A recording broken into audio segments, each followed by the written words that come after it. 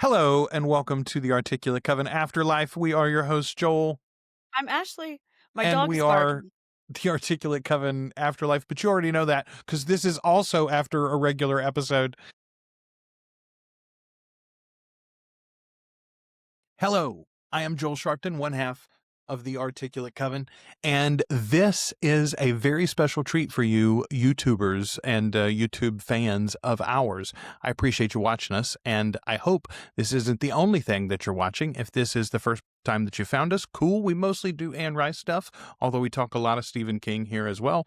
Check out the other videos. I talk Dark Shadows also. I do some Dark Shadows reactions, all of that and more at articulatecoven.com. This, though, is our coverage of Welcome to Derry. It was a Patreon exclusive. We did episode by episode breakdowns of Welcome to Derry season 1, and we'll cover chapter 2 in the future. We also, though, talked about the It movies, the new part 1 and part 2, and we've now covered the It miniseries from the 90s as well. Patrons have all of that already. They've been enjoying it week by week as we've been covering it and releasing them. However, they also begged us, hey, Welcome to Derry is really popular. I think some new people might find you and join the Coven, and we're all for cool people joining the clubhouse. So since our patrons wanted us to do it, we want to do it for you too. We're dropping these week by week on YouTube. I hope you enjoy them. And if you enjoy them enough, you can go get them early and ad-free and more often. articulatecoven.com/join. As I've mentioned previously, we're recording these out of order because I cannot get enough of the show and I'm trying to play catch up, honestly. I mean, Jesus Christ. I mean, I'm not going to stop to let you catch up. So, Such a strange television show they're making here, Ash. And the further I get into it, the more I am worried about who is going to buy Warner Brothers. oh, yeah, that's a whole thing, right? I'm also currently watching another thing that I'm watching since I'm in HBO Max for this is I am finally going through and finishing the 100 Years of Warner like documentary that came out. This was like a year ago, I think, or 2 years ago that it came out maybe. But it's great. Morgan Freeman narrates it, and I think there's like 4 or 5 episodes total, and everyone covers basically like one generation of film. The one that I just finished was about Kubrick and it was called Kubrick and Clint, I think, or something like that, Clint and Kubrick or something like that. And it focused on basically the late 60s and the 70s. And it started with like Clockwork Orange because I didn't realize this. Kubrick had made that and then he got with Warner Brothers, or like he was making that and then he got the Warner Brothers deal. Anyway, very interesting piece of documentary if you're into film history. And again, this is an example, I think, of how Warner Brothers continues to take chances over the years, even when they've sort of got a numbskull at the gear shift. I guess it'll be good that somebody else is in charge of Warner Brothers, but also I'm so worried they're going to just sell it for parts. Well, that's a hard thing to sell for parts, you know? It's not. They got a lot of parts, Ashley. They got a lot of parts. They do have a lot of parts, but I mean, as a whole, it's hard to imagine a world where Warner Brothers doesn't exist in some form or fashion. Man, I mean, the name seems so, but again, this is a company who literally gave up the HBO name in favor of referencing the Cinemax name. So what do we know? You know. All right, let's talk about scary clowns and less existent than I would prefer turtles. There were not as many references today in this episode. We do get a turtle watch, though, because we start at a carnival and immediately we see some turtles and some clowns as they are being hit in the, whatever, the throwing game that they're playing at the fair. We open in 1908, and I literally wrote a note. Okay, how do we feel about a show that is inherently going to tell multiple eras of stories over the seasons, showing pieces of other seasons early? And I was sort of like, why are we doing this? Like, just keep me in the 60s story. When it all connected for me, Ashley, later in the episode, I was so pleased. They did a little thing, and it was so I hope they do this all the time now in this show. Yeah, I have no problem with them exploring bits of the timeline in out of order. Like, I have no problem with that. I think that, I mean, the book does that, so it doesn't bother me at all. Well, and it is interesting to think about us getting glimpses of people who survive one Yeah, cycle sort of as a side character to be heavily involved in a later cycle, right? absolutely, Yeah. absolutely. Because I mean, like, these characters that span multi generations are there for a reason. We're gonna hear a lot of the story through their eyes, and that's fucking fantastic. So I don't know if we've mentioned the tribal names so far, at least in the Derry episodes. Maybe I we don't did think in the we movies. have. The natives, the local natives of Derry are called the Shokapiwa. They're in the books, they're in the movies, and they're very important here in this series, it turns out. Mm, They know what is up and yeah. they know how to stay away from it. Yeah, they've learned how to coexist with it, which is very wise Yeah. and very Native American move. You know, it's not Yeah. that you can see us and you can see the modern American version of this. Like, we're bringing the military in, we're trying to find it, we're trying to catch it, we're gonna fucking do experiments on it. You know, like, you can tell like all the evil shit we've got planned for this, and the Native Americans are just like, no, we just coexist. So I love this little morality play we get basically like the car break. First of all, the dad's rude at the fair, right? Like he's Yeah. rude to the kid. He sort of picks on him for being a sissy or whatever he says.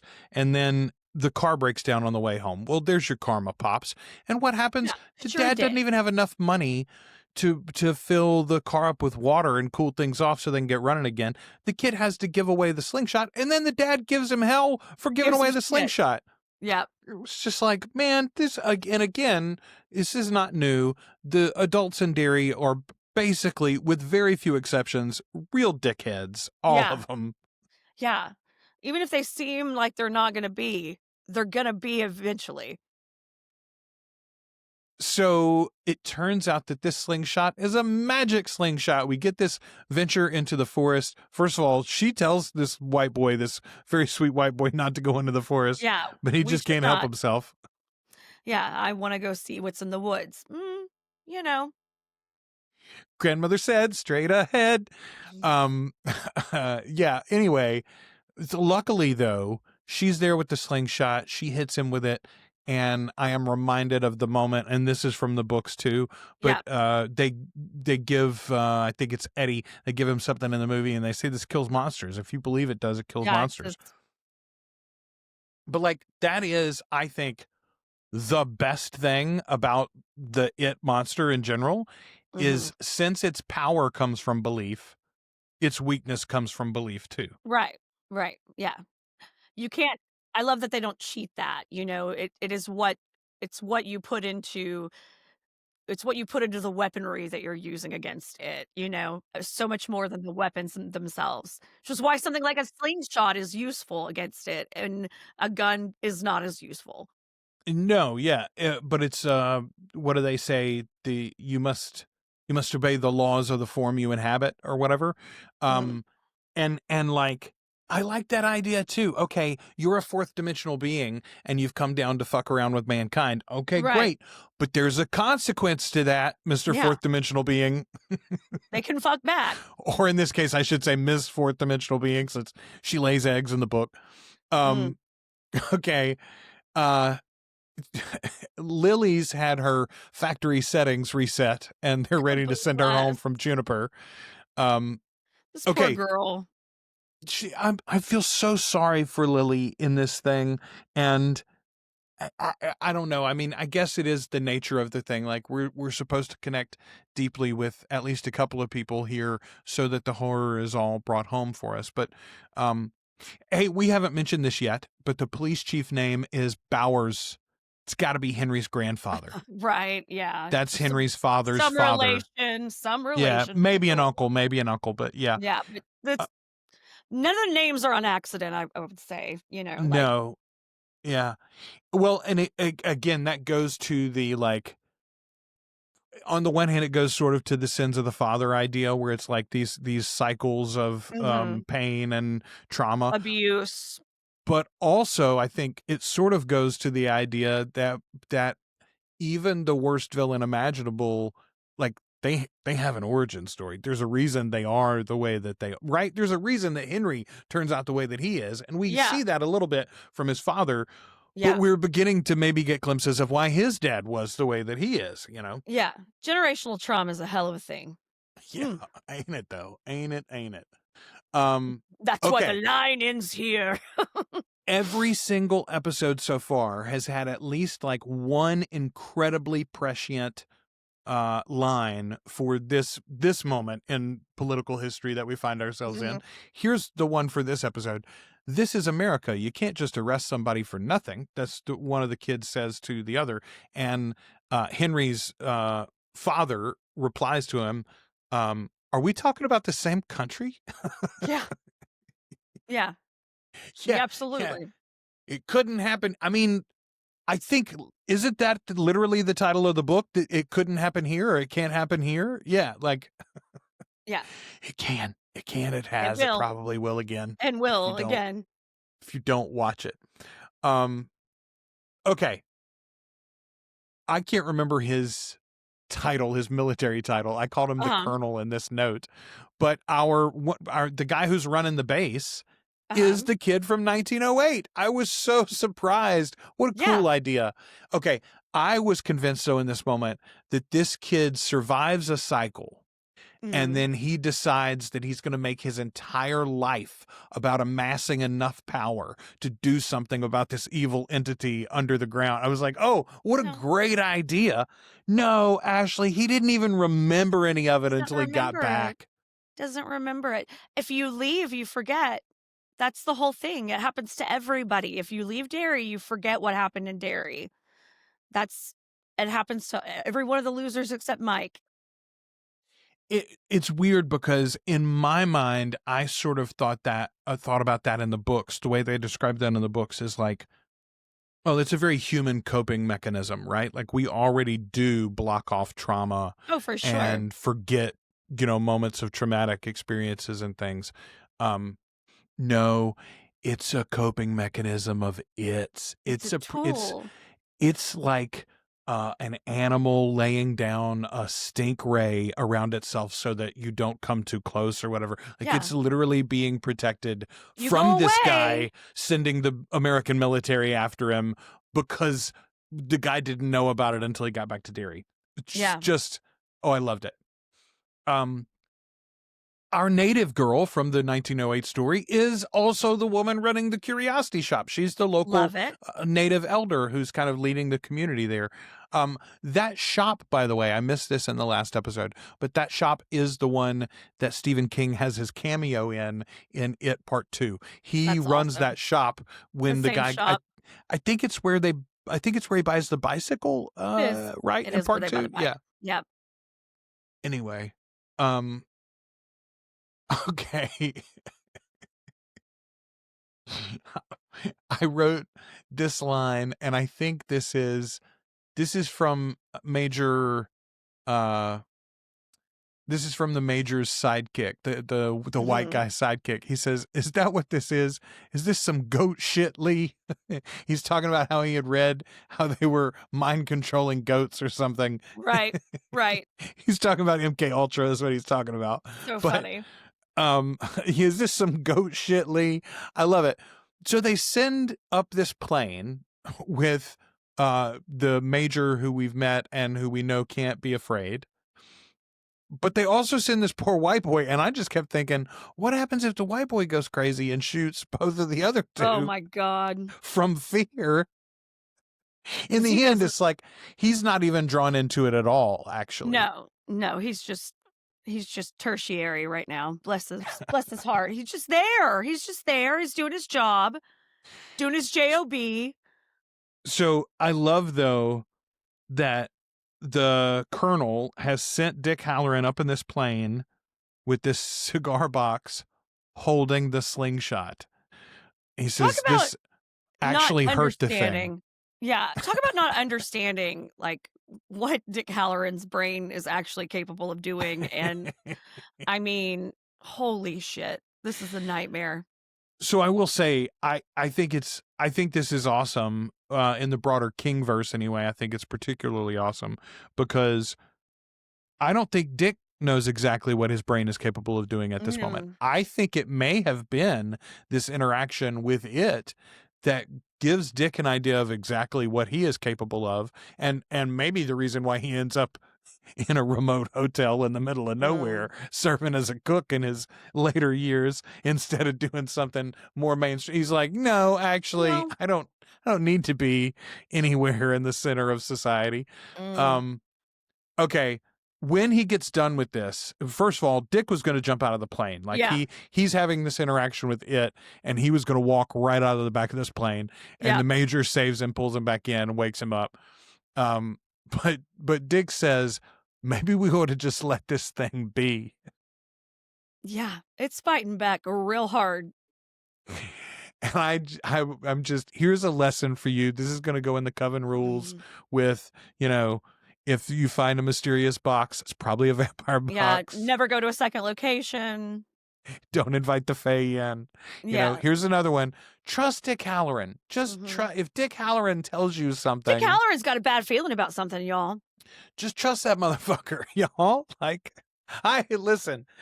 If you, like, the Major says, where I'm from, everybody knows somebody that knows somebody who is like that. Okay, well, if you also know somebody who knows somebody that's like that, and they say, I'm gonna go with them, friend. Yeah. Go, If your psychic go friend get. got a bad feeling about something, you listen. Oh goodness. Okay, Francis Shaw is our head honcho on the base, and he goes to see his friend at the curiosity shop. Before I got here, I didn't remember you at all. I didn't remember any of it.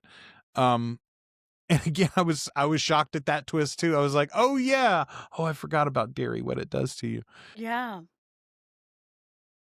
I am so intrigued about his intentions here. The military obviously thinks, and he's saying at least out loud, that they're going to use this as a weapon to end the Cold War. But, like, is that what he's doing, actually? Or is he trying to finish what he and his friends started, especially now that he has remembered it all? I don't know. Remembered it, yeah. He might have different priorities now that he's remembered it. And he may have some concerns about America's choices now that he's remembered it too. He may be like, I don't know. He may be like, Dick, I don't know. This is not, maybe we ought to just let this be. Maybe we ought to just let this thing be. Yeah, I mean. Actually, we're going to lock off Derry. There was a nuclear power plant here, and it's melted down. We all have to leave for 10,000 years. Don't even worry about it. No one should ever live here again. We're going to build a no monolith. one should fucking live there. No one should live in Derry. It's a terrible little town where only horrifying things happen. Do you know those, genuinely, the concrete monoliths or whatever that they put with the symbols on it over nuclear waste deposit sites so that 15,000 years from now people won't dig there? Yeah, that's what you build over Derry. You put some of those all around it in a ring. My God. America's a big country is all I'm saying. Yeah. Even New England, bigger than you think. Smaller than the rest of the country, bigger than you think. Bigger than you think. Yeah. All right.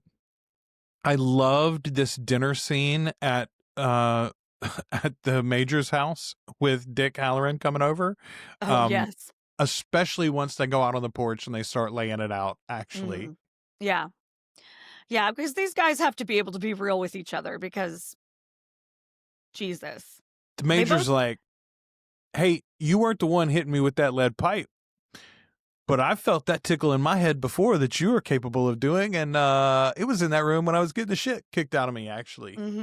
Yeah. Do I need to worry about you? Put this all out on the table, kids. He said, you are not the kind of fella I'm likely to fuck with, Major. Which, again, trust Dick Halloran. Yeah. He's like, I felt what was in your head, and there was no fear, sir, Yeah. while you were getting literally your life beaten out of you. No, I'm not going to fight you, as a matter of fact. You took the time to analyze the situation. You remembered what gun was being used. Like, that's how not afraid you were. You were able to be analytical. Man, okay. Our mentor and professor, Mark, one of the things that I have said about him many, many times, and I've really only known like 3 human beings that feel like this. First of all, he's a very friendly guy, like very accommodating, very welcoming, very open. Often put a hand on your shoulder when he's saying hello or introducing himself or walking into a room or walking by or whatever. And it is, again, like only one other person maybe in my whole life have I felt this. But that hand on your shoulder is comforting and welcoming, but also he is feeling your body posture in a way that is assessing threat risk.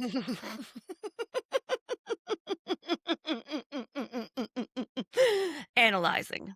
And it is sort of frightening when you think about it, right? When you're like, oh shit, you are, it's like one thing to be the guy who always has to sit facing the doorway, right? So like he's got his back to the wall, so he won't be confronted or whatever. But it's a different thing. You're literally taking physical temperature with your hand, basically. Like, just how much do I need to Chuck Norris in this particular room? Around these particular people. Anyway, that's what Dick Halloran's like.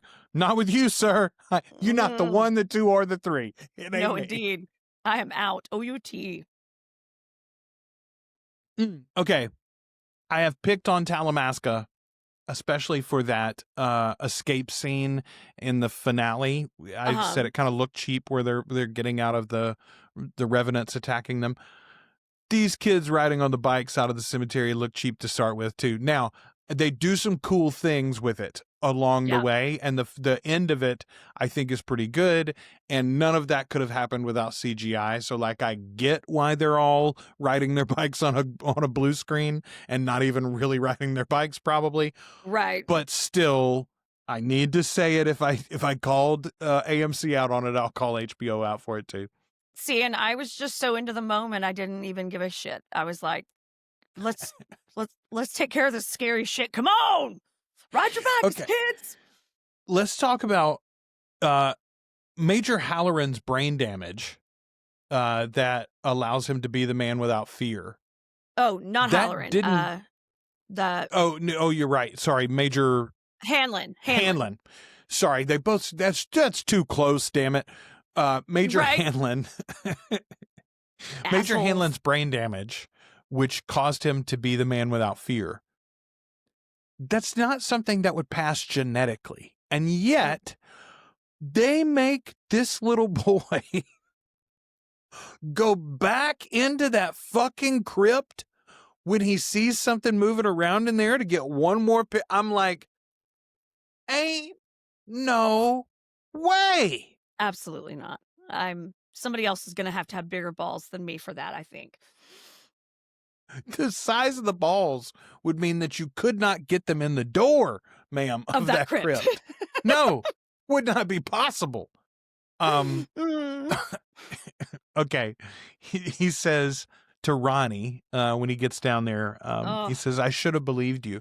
And she slugs him on the shoulder. She says, you're damn right, which I loved. Like, she's like, who would make this shit up? Who would make this shit up? So they go and they process this film, which, by the way, kudos, great idea. Now we're going to get proof. And I don't know. I mean, they've got a lot of photos. I don't know. Well, I do know, because the adults are never going to believe this shit. No, certainly not in Derry. Adults are probably not going to believe that anywhere, but they certainly aren't going to believe it in Derry. I mean, little do the kids know they ought to all just go to the Army, to the Air Force base. The base would believe them. It turns out those guys would be like, "That looks like a fucking clown in that picture." Where did you take these pictures? I'm going to send Dick Halloran over there right away. Yeah, it turns out the military would have been right on it. What's the mysterious figure that was in the crypt with young Hanlon? It's a clown, Ashley. It's a clown. It kind of looked like a cowboy at first, and then I realized that was his hair. I was like, that's a weird looking cowboy. That's funny. And then I was like, oh no, that's Pennywise. That's his hair. I love. First of all, I love that they teased us with Pennywise. You really thought it was going to happen in the 1908 scene in the carnival, right? Yeah. As a matter of fact, I think the 1908 would have been when Dick Gray or whatever was Robert Gray. Yeah, Bob Gray was around, right? Like, I think maybe it was older than that even. But yeah, you thought we might have gotten a glimpse of Pennywise then. We didn't. Yeah. We don't even really get a glimpse at it here, but clearly, like the shark in Jaws, they have been teasing us, and we're about to get our payoff, I think. Yeah. Yeah, it's going to be really nice to see him. How many episodes of this do we have total? Is it 6? Is it 8? I'm not Do you know? 100% sure. I don't know. They're not done yet as we record this. No, like, no, you, no, you no. haven't We're seen on the season finale. No. I think we're through 5 now so far. How many episodes are we getting? I think we're getting 8 total, but I wouldn't swear to that.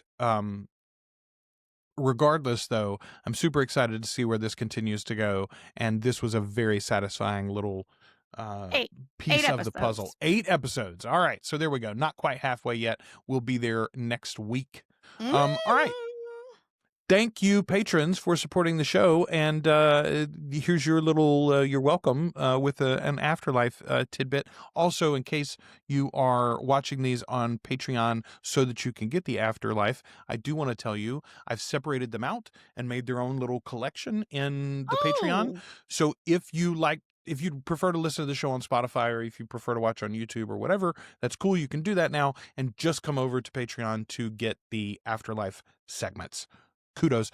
I thought about it and I was like, it's going to be less of a draw for people like the 7th or 8th episode into something that we're discussing when I'm like, hey, you should join the Patreon so that you can get our Afterlife segments. Now you can get them easier. There you go. You can join anytime you want to and download them quickly. Grab them. Exactly. Just grab them. All right. Until next episode, we have been your hosts. I'm Joel. I'm Ashley. And we are the Articulate Coven. Once we've finished Welcome to Derry, which we already have now, we're going to be talking about Stranger Things in a single episode, just because it's not really our bag, but it does have a lot of Stephen King connections. We're also going to be talking about the series Castle Rock from Hulu. We're going to be talking about heated rivalries in the future. That is very much in line with our vampire fans. We talk about Interview with the Vampire, which is soon to be the Vampire Lestat from AMC and AMC Plus.